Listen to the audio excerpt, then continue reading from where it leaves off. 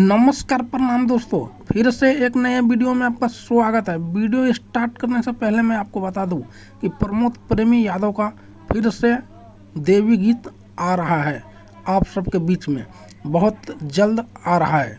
तो इस वीडियो में मैं आपको क्लियर करने वाला हूं कि कब आएगा सॉन्ग और कहां से आएगा।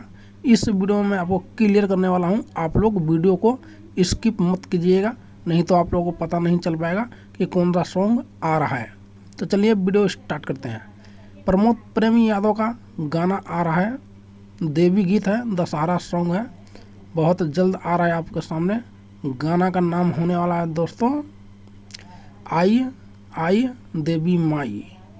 तो आप लोग देखना ना भूलें इस सॉन्ग को। कल सुबह सुबह आएगा 10 तारीख को। ढेर सारा प्यार आशीर्वाद दीजिएगा इस गाने को।